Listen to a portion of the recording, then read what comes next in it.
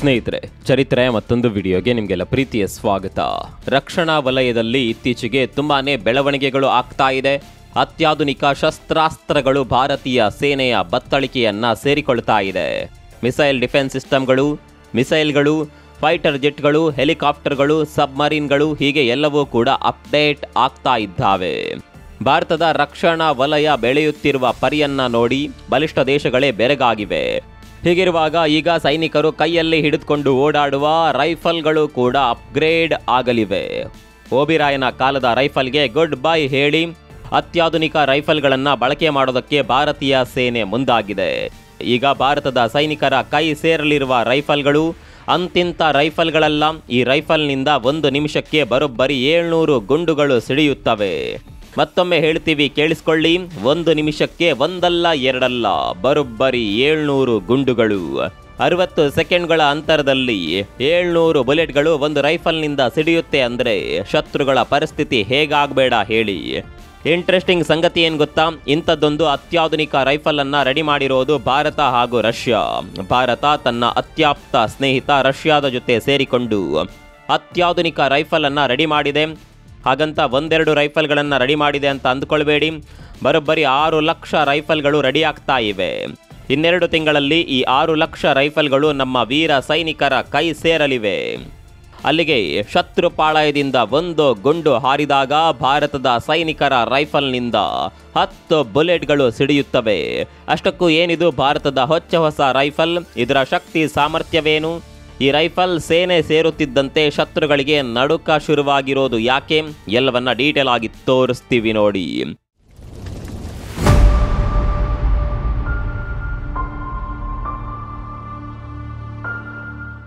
ಭಾರತೀಯ ಸೇನೆಯ ಬತ್ತಳಿಕೆಗೆ ಹೊಸ AK-203 ಅಸಾಲ್ಟ್ ರೈಫಲ್ ಸೇರ್ಪಡೆಯಾಗಲಿಕ್ಕಿದೆ.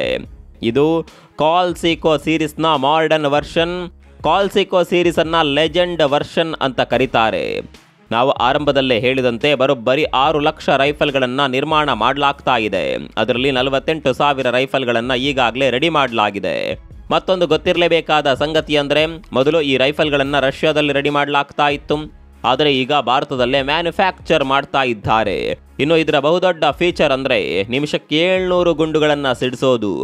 ಇದರ ರೇಂಜ್ 800 ಮೀಟರ್ನವರೆಗೆ ಇದೆ. ಇನ್ನು ಇದರ ತೂಕ 3.8 kg. ಹಿಡಿದುಕೊಳ್ಳೋದಕ್ಕೆ ಕೂಡ ಅಷ್ಟು ತೂಕ ಇರೋದಿಲ್ಲ. ಸುಲಭದಲ್ಲಿ ಇದನ್ನು ಹಿಡಿದುಕೊಂಡು ಸೈನಿಕರು ಓಡಾಡಬಹುದು. ಇನ್ನು ಇದನ್ನು ಪಾಲಿಮರ್ ಬೇಸ್ಡ್ ಮಾಡರ್ನ್ ಕಾಂಪೋಸಿಟ್ನಿಂದ ಮಾಡಿರೋದ್ರಿಂದ ತೂಕ ಕಡಿಮೆ ಇದೆ. ಜೊತೆಗೆ ಇದಕ್ಕೆ ತುಕ್ಕು ಕೂಡ ಹಿಡಿಯೋದಿಲ್ಲ. ಸ್ನೇಹಿತರೆ, ನೀವೆಲ್ಲ AK-47 ಬಗ್ಗೆ ಕೇಳಿರಬಹುದು. AK-47 ರೈಫಲ್ ಬಂದಾಗ ದೊಡ್ಡ ಮಟ್ಟಿನ ಹೈಪ್ ಕ್ರಿಯೇಟ್ ಮಾಡಿತ್ತು. ಇದೇ ರೈಫಲನ್ನು ಅಪ್ಗ್ರೇಡ್ ಮಾಡಿ ಮುಂದೆ AK-103 ಮಾಡ್ತಾರೆ. ಇದರ ನೆಕ್ಸ್ಟ್ ವರ್ಷನ್ನೇ ಈಗ ಬಂದಿರುವ AK-203 ರೈಫಲ್. ಹಳೆಯ AK ಸರಣಿಯ ಕದರ್ ಈಗಲೂ ಕೂಡ ಇದೆ, ಆದರೆ ಶಕ್ತಿ ಸಾಮರ್ಥ್ಯ ಮಾತ್ರ ಹೆಚ್ಚಾಗಿದೆ ಅಷ್ಟೇ.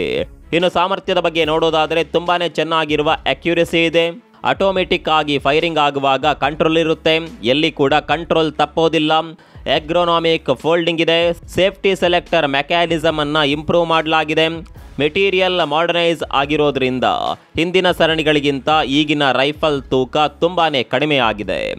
ಅಂದಹಾಗೆ ಈ ರೈಫಲ್ಗಳ ಮ್ಯಾನುಫ್ಯಾಕ್ಚರಿಂಗ್ ನಡೀತಾ ಇರೋದು ಉತ್ತರ ಪ್ರದೇಶದ ಅಮೇಥಿಯಲ್ಲಿರುವ ಕೋರ್ವಾ ಆರ್ಡೆನ್ಸ್ ಫ್ಯಾಕ್ಟರಿಯಲ್ಲಿ ಹೊಸ ರೈಫಲ್ಗಳ ಉತ್ಪಾದನಾ ಕಾರ್ಯ ನಡೀತಾ ಇದೆ. ನಾವು ಮೊದಲೇ ಹೇಳಿದಂತೆ ಭಾರತ ಹಾಗೂ ರಷ್ಯಾ ಜಂಟಿಯಾಗಿ ನಿರ್ಮಾಣ ಮಾಡ್ತಾ ಇರುವ ಪ್ರಾಜೆಕ್ಟ್ ಇದು. ಇನ್ನು ಇದರಲ್ಲಿ ಹಲವು ಕಂಪನಿಗಳು ವರ್ಕ್ ಮಾಡ್ತಾ ಇದ್ದಾವೆ. ರಷ್ಯಾ ಪರವಾಗಿ ಕಾಲ್ಸಿಕೋ ಅನ್ನುವ ಸಂಸ್ಥೆ ಕೆಲಸ ಮಾಡ್ತಾ ಇದೆ. ಟೆಕ್ನಿಕಲ್ ವಿಚಾರದಲ್ಲಿ ಈ ಕಂಪನಿ ತುಂಬಾನೇ ಎಕ್ಸ್ಪರ್ಟ್ ಆಗಿದೆ. ರೊಸೊಬೋರೋ ಎಕ್ಸ್ಪೋರ್ಟ್ ಅನ್ನುವ ರಷ್ಯಾ ಕಂಪನಿ ಎಕ್ಸ್ಪೋರ್ಟ್ ಏಜೆನ್ಸಿಯಾಗಿ ಕೆಲಸ ಮಾಡ್ತಾ ಇದೆ. ಇನ್ನು ಭಾರತದ ಕಡೆಯಿಂದ ಅಡ್ವಾನ್ಸ್ಡ್ ವೆಪನ್ಸ್ ಮತ್ತು ಎಕ್ವಿಪ್ಮೆಂಟ್ ಇಂಡಿಯಾ ಅನ್ನುವ ಸಂಸ್ಥೆ ಮತ್ತು ಮ್ಯೂನಿಷಿಯನ್ಸ್ ಅನ್ನುವ ಕಂಪನಿಗಳು ಕೂಡ ಕೆಲಸ ಮಾಡ್ತಾ ಇದ್ದಾವೆ. ಹೀಗೆ ಹಲವು ಕಂಪನಿಗಳ ಸಹಕಾರದೊಂದಿಗೆ ಅತ್ಯಾಧುನಿಕ ರೈಫಲ್ ಸಿದ್ಧವಾಗ್ತಾ ಇದೆ. ಸೆವೆನ್ ಸ್ಯಾಂಡ್ಸ್ ಟೂರಿಸಂ ಕಂಪನಿ ಇದೇ ಆಗಸ್ಟ್ 22ಕ್ಕೆ ಮತ್ತೊಂದು ಟೂರ್ ಅನ್ನ ಆಯೋಜನೆ ಮಾಡಿದೆ. ಮಧ್ಯಪ್ರದೇಶಕ್ಕೆ 3 ನೈಟ್ ಹಾಗೂ 4 ಡೇಗಳ ಟ್ರಿಪ್ ಇದಾಗಿದ್ದು ಉಜ್ಜಯಿನ್, ಮಹಾಕಾಳೇಶ್ವರ್, ಓಂಕಾರೇಶ್ವರ್, ಮಹಾಬಲೇಶ್ವರ್ ಜ್ಯೋತಿರ್ಲಿಂಗ, ಮಹೇಶ್ವರ್, ಮಾಂಡು ಈ ಎಲ್ಲಾ ಸ್ಥಳಗಳನ್ನ ಕೇವಲ 32,200 ರೂಪಾಯಿಯಲ್ಲಿ ತಿರುಗಾಡಿಸಿಕೊಂಡು ಬರ್ತಾರೆ. ಈ ಪ್ಯಾಕೇಜ್ ನಲ್ಲಿ ಫ್ಲೈಟ್ ಟಿಕೆಟ್ಸ್, 3 ಸ್ಟಾರ್ ಹೋಟೆಲ್ ನಲ್ಲಿ ಸ್ಟೇ, ಆಲ್ ಮೀಲ್ಸ್, VIP ದರ್ಶನದ ಟಿಕೆಟ್ಸ್, AC ಟ್ರಾನ್ಸ್ಪೋರ್ಟ್ ವ್ಯವಸ್ಥೆ, auto charges, 24x7 tour manager assistance, special care for senior citizens ಎಲ್ಲವೂ ಇರುತ್ತೆ. ಕೆಲವು ಸೀಟುಗಳು ಮಾತ್ರ ಲಭ್ಯ ಇರೋದು. ಆಸಕ್ತರು ಈ ಕೆಳಗಿನ ಕಾಂಟ್ಯಾಕ್ಟ್ ನಂಬರ್ಗೆ ಈಗಲೇ ಕಾಲ್ ಮಾಡಿ ನಿಮ್ಮ ಸೀಟನ್ನ ಬುಕ್ ಮಾಡಿಕೊಳ್ಳಿ. ಇನ್ನು ನಾವು ಪ್ರೊಡಕ್ಷನ್ ಪ್ಲಾನ್ನ ಬಗ್ಗೆ ಆರಂಭದಲ್ಲೇ ಹೇಳಿದ್ವಿ. 6 ಲಕ್ಷ ರೈಫಲ್ಗಳನ್ನು ಉತ್ಪಾದನೆ ಮಾಡುವ ಗುರಿಯನ್ನ ಇಟ್ಕೊಳ್ಳಲಾಗಿದೆ. ಹಾಗಂತ 6 ಲಕ್ಷ ರೈಫಲ್ಗಳು ಕೂಡ ಈಗಲೇ ರೆಡಿ ಆಗೋದಿಲ್ಲ. ಹಂತವಾಗಿ ನಿರ್ಮಾಣ ಕಾರ್ಯ ಶುರುವಾಗುತ್ತೆ. ಆರಂಭಿಕ ಹಂತದಲ್ಲಿ ಈ ರೈಫಲ್ಗಳನ್ನು ರಷ್ಯಾದಲ್ಲಿ ಉತ್ಪಾದನೆ ಮಾಡಲಾಗ್ತಾ ಇತ್ತು. ಆದರೆ ಇನ್ನು ಮುಂದೆ ಸಂಪೂರ್ಣವಾಗಿ ಭಾರತದಲ್ಲೇ ರೆಡಿ ಮಾಡೋದಕ್ಕೆ ನಿರ್ಧಾರ ಮಾಡಲಾಗಿದೆ. ಹೀಗಾಗಿ AK-203 ರೈಫಲ್ಗಳು ಸಂಪೂರ್ಣವಾಗಿ ಭಾರತದಲ್ಲೇ ರೆಡಿ ಆಗಲಿದೆ. ಮೇಕ್ ಇನ್ ಇಂಡಿಯಾ ಪ್ರಾಜೆಕ್ಟ್ಗೆ ಈ ಯೋಜನೆಯಿಂದ ಮತ್ತಷ್ಟು ಬಲ ತುಂಬಲಿದೆ. ಈ ರೈಫಲ್ಗಳು ನಮ್ಮ ಯೋಧರ ಕೈ ಸೇರುತ್ತಿದ್ದಂತೆ ಯೋಧರಿಗೆ ಕೂಡ ಹಲವು ಬದಲಾವಣೆಗಳು ಗೊತ್ತಾಗುತ್ತೆ. ಈಗ ಇರುವ ರೈಫಲ್ಗಳು 5.57 mm ನದ್ದಾಗಿದ್ದು, ಈಗ ಇರುವ ಇನ್ಸಾಸ್ ಅಂದರೆ ಇಂಡಿಯನ್ ಸ್ಮಾಲ್ ಆರ್ಮ್ ಸಿಸ್ಟಮ್ ರೈಫಲ್ಗಳನ್ನು 1900ರಿಂದ ಬಳಕೆ ಮಾಡಲಾಗ್ತಾ ಇತ್ತು. ಇದಕ್ಕೆ ನಾವು ಹೇಳಿದ್ದು ಓಬಿರಾಯನ ಕಾಲದ ರೈಫಲ್ಗಳು ಅಂತ. 3 ದಶಕದಿಂದ ನಮ್ಮ ಯೋಧರು ಅದೇ ಹಳೆಯ ಕಾಲದ ರೈಫಲ್ಗಳನ್ನು ಇಟ್ಕೊಂಡು ಯುದ್ಧ ಮಾಡಬೇಕಾದ ಪರಿಸ್ಥಿತಿ ಇತ್ತು. ಹೇಗಾದರೂ ಧೈರ್ಯ ಬರುತ್ತೆ ಹೇಳಿ. ಎದುರಾಳಿಗಳ ಬಳಿ ಅತ್ಯಾಧುನಿಕ ಅಸ್ತ್ರ ಇರುತ್ತೆ, ಆದರೆ ನಮ್ಮ ಬಳಿ ಹಳೆಯ ಕಾಲದ ರೈಫಲ್ಗಳಿದ್ರೆ ಆರಂಭದಲ್ಲೇ ಭಾರತಕ್ಕೆ ಹಿನ್ನಡೆಯಾಗುತ್ತೆ. ಈ ರೈಫಲ್ನಲ್ಲಿ ಹಲವಾರು ತೊಂದರೆಗಳು ಕೂಡ ಇತ್ತು. ಜಾಮಿಂಗ್ ಸಮಸ್ಯೆಗಳು ಕೂಡ ರೈಫಲ್ನಲ್ಲಿತ್ತು. ಸುಮ್ಮನೆ ಯೋಚನೆ ಮಾಡಿ, ಎದುರುಗಡೆ ಶತ್ರು ನಿಂತಿದ್ದಾನೆ, ನೀವು ಬಂದೂಕು ಹಿಡಿದುಕೊಂಡಿದ್ದೀರಿ, ಇನ್ನೇನೋ ಬುಲೆಟ್ ಫೈರ್ ಮಾಡಬೇಕು ಅನ್ನುವಾಗ ನಿಮ್ಮ ಬಂದೂಕು ಜಾಮ್ ಆಗುತ್ತೆ. ಆ ಸಿಚುವೇಶನ್ನಲ್ಲಿ ಏನು ಮಾಡಬೇಕು ಹೇಳಿ? ಇದೇ ಸಿಚುವೇಶನ್ ಹಳೆಯ ರೈಫಲ್ನಲ್ಲಿತ್ತು. ಬೇಕಿದ್ದ ಟೈಮ್ನಲ್ಲೇ ಈ ರೈಫಲ್ಗಳು ಕೈ ಕೊಡ್ತಾ ಇದ್ವು. ಇನ್ನು ಈ ರೈಫಲ್ಗಳು ಎಲ್ಲ ವಾತಾವರಣದಲ್ಲೂ ಕೂಡ ಕೆಲಸ ಮಾಡ್ತಾ ಇರಲಿಲ್ಲ.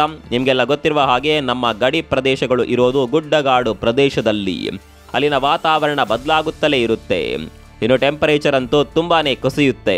ಹೀಗೆ ಟೆಂಪರೇಚರ್ ಕುಸಿದಂತಹ ಟೈಮ್ನಲ್ಲಿ ರೈಫಲ್ಗಳು ಸರಿಯಾಗಿ ಕೆಲಸ ಮಾಡ್ತಾ ಇರಲಿಲ್ಲ. ಹೀಗೆ ಹಳೆಯ ಕಾಲದ ರೈಫಲ್ನಲ್ಲಿ ಹಲವು ಸಮಸ್ಯೆಗಳಿದ್ದವು. ಆದರೆ ಈ ಹೊಸ ರೈಫಲ್ನಲ್ಲಿ ಈ ಎಲ್ಲ ಸಮಸ್ಯೆಗಳಿಗೆ ಪರಿಹಾರ ನೀಡಲಾಗಿದೆ. ಯಾವುದೇ ರೀತಿಯ ಜಾಮಿಂಗ್ ಸಮಸ್ಯೆ ಇದರಲ್ಲಿ ಇಲ್ಲ. ಎಲ್ಲ ವಾತಾವರಣದಲ್ಲೂ ಕೂಡ ಕೆಲಸ ಮಾಡುವ ಸಾಮರ್ಥ್ಯ ಈಗಿನ ರೈಫಲ್ಗಿದೆ. ಹಿಮಾಲಯದಲ್ಲಿ ಕೂಡ ಈ ರೈಫಲ್ಗಳು ಚೆನ್ನಾಗಿ ಕೆಲಸ ಮಾಡ್ತಾವೆ. ರಾಜಸ್ಥಾನದಂತಹ ಮರುಭೂಮಿಯಲ್ಲಿ ಕೂಡ ಚೆನ್ನಾಗಿ ಕೆಲಸ ಮಾಡುತ್ತೆ. ಈಶಾನ್ಯ ಭಾರತದಲ್ಲೂ ಕೂಡ ಯಾವುದೇ ಸಮಸ್ಯೆ ಇಲ್ಲದೆ ಕೆಲಸ ಮಾಡುತ್ತೆ. ಇನ್ನು ಭವಿಷ್ಯದಲ್ಲಿ ಯಾವುದಾದರೂ ಸಿಸ್ಟಮ್ ಅನ್ನು ಅಪ್ಗ್ರೇಡ್ ಮಾಡೋದಕ್ಕೆ ಕೂಡ ಇದರಲ್ಲಿ ಅವಕಾಶ ಇದೆ. ಇನ್ನು ಈ ಪ್ರಾಜೆಕ್ಟ್ನಿಂದಾಗಿ ಹಲವು ಲಾಭಗಳು ಭಾರತಕ್ಕೆ ಆಗ್ಲಿಕ್ಕಿದೆ. ಮೊದಲನೇದು, ಭಾರತದಲ್ಲೇ ಉತ್ಪಾದನೆ ಆಗೋದ್ರಿಂದ ಬೇರೆ ದೇಶಗಳಿಂದ ಆಮದು ಮಾಡಿಕೊಳ್ಬೇಕಾಗಿಲ್ಲ. ಬೇರೆ ದೇಶಗಳಿಗೆ ಅವಲಂಬನೆ ಆಗಬೇಕಾಗಿಯೂ ಇಲ್ಲ. ಭಾರತದಲ್ಲೇ ಪ್ರೊಡಕ್ಷನ್ ನಡೀತಾ ಇರೋದ್ರಿಂದ ಭಾರತೀಯರಿಗೆ ಕೆಲಸ ಕೂಡ ಸಿಗ್ತಾ ಇದೆ. ಇನ್ನು ಭಾರತ ಹಾಗೂ ರಷ್ಯಾ ಸೇರ್ಕೊಂಡು ಈ ಪ್ರಾಜೆಕ್ಟ್ ಅನ್ನ ಮಾಡ್ತಾ ಇರೋದ್ರಿಂದ ಭಾರತ ಹಾಗೂ ರಷ್ಯಾ ನಡುವಿನ ಸಂಬಂಧ ಎಂಥದ್ದು ಅನ್ನುವ ಸಂದೇಶ ಜಗತ್ತಿಗೆ ಮತ್ತೊಮ್ಮೆ ರವಾನೆ ಆಗಲಿದೆ. ಅಮೆರಿಕ ಎಷ್ಟೇ ವಿರೋಧ ಮಾಡಿದ್ರೂ ಭಾರತ ಹಾಗೂ ರಷ್ಯಾ ನಡುವಿನ ಸಂಬಂಧ ಗಟ್ಟಿಯಾಗುತ್ತೆ ವಿನಃ ಕಡಿಮೆ ಆಗೋದಿಲ್ಲ. ಅದರಲ್ಲೂ ರಕ್ಷಣಾ ಕ್ಷೇತ್ರದಲ್ಲಿ ಭಾರತ ಹಾಗೂ ರಷ್ಯಾ ನಡುವಿನ ಸಂಬಂಧ ಇಂದು ನಿನ್ನೆಯದಲ್ಲ. ಹಿಂದಿನಿಂದಲೂ ಕೂಡ ರಷ್ಯಾವೇ ಭಾರತಕ್ಕೆ ರಕ್ಷಣಾ ಕ್ಷೇತ್ರದಲ್ಲಿ ಸಹಾಯ ಮಾಡ್ತಾ ಬಂದಿರೋದು. ಭಾರತದಲ್ಲಿರುವ ಬಹುತೇಕ ಅಸ್ತ್ರಗಳು ರಷ್ಯಾ ನಿರ್ಮಿತವಾಗಿದ್ದು S-400 ನಂತಹ ಡಿಫೆನ್ಸ್ ಸಿಸ್ಟಮ್ ಅನ್ನ ಭಾರತಕ್ಕೆ ಕೊಟ್ಟಿರೋದು ಇದೇ ರಷ್ಯಾ. ಹೀಗೆ ಭಾರತ ಹಾಗೂ ರಷ್ಯಾ ನಡುವಿನ ಸಂಬಂಧ ರಕ್ಷಣಾ ಕ್ಷೇತ್ರದಲ್ಲಿ ಮತ್ತಷ್ಟು ಬಲಿಷ್ಠವಾಗಲಿದೆ. ಒಂದು ಸಣ್ಣ ಬದಲಾವಣೆ ಅಂದರೆ, ಹಿಂದೆ ರಷ್ಯಾದಲ್ಲಿ ರೆಡಿಯಾದ ರಕ್ಷಣಾ ಉಪಕರಣಗಳನ್ನು ಭಾರತ ಖರೀದಿ ಮಾಡ್ತಾ ಇತ್ತು. ಆದರೆ ಈಗ ಪಾರ್ಟ್ನರ್ಶಿಪ್ನಲ್ಲಿ ಕೆಲಸ ನಡೀತಾ ಇದೆ. ಅದರಲ್ಲೂ ಮುಖ್ಯವಾಗಿ ಭಾರತದಲ್ಲೇ ಉತ್ಪಾದನೆ ಆಗ್ತಾ ಇರೋದ್ರಿಂದ ಆತ್ಮನಿರ್ಭರ ಭಾರತಕ್ಕೆ ಮತ್ತಷ್ಟು ಬಲ ಸಿಕ್ಕಿದೆ. ಅಮೆರಿಕ ತಿಪ್ಪರ್ಲಾಗ ಹಾಕಿದ್ರೂ ಭಾರತ ಹಾಗೂ ರಷ್ಯಾ ನಡುವಿನ ಸಂಬಂಧ ಯಾವುದೇ ಕಾರಣಕ್ಕೂ ಮುರಿಯೋದಿಲ್ಲ ಅನ್ನೋದು ಮತ್ತೊಮ್ಮೆ ಪ್ರೂವ್ ಆಗಿದೆ. ಅದೇನೇ ಇರಲಿ, ನಮ್ಮ ವೀರ ಯೋಧರಿಗೆ ಈಗ ಆನೆ ಬಲ ಬಂದಿದೆ. ಇನ್ನು ಮುಂದೆ ಶತ್ರುಗಳು ಭಾರತದ ಮೇಲೆ ದಾಳಿ ಮಾಡೋದಕ್ಕಿಂತ ಮುಂಚೆ ಈ ರೈಫಲ್ ಬಗ್ಗೆ ಕೂಡ ಯೋಚನೆ ಮಾಡ್ತಾರೆ. ಎದುರಾಳಿಗಳು ಬಲಿಷ್ಠವಾಗಿದ್ದಾರೆ ಅಂದ ಕೂಡಲೇ ಸಂಘರ್ಷದಿಂದ ಹಿಂದೆ ಸರಿಯುವ ಸಾಧ್ಯತೆಗಳು ಕೂಡ ಇರುತ್ತೆ. ಈ ರೀತಿಯ ಬದಲಾವಣೆಗಳು ತುಂಬಾನೇ ಮುಖ್ಯ. ಈ ಹೊಸ ರೈಫಲ್ನ ಬಗ್ಗೆ ನಿಮ್ಗೆ ಏನನ್ಸುತ್ತೆ? ಕಾಮೆಂಟ್ ಮಾಡಿ.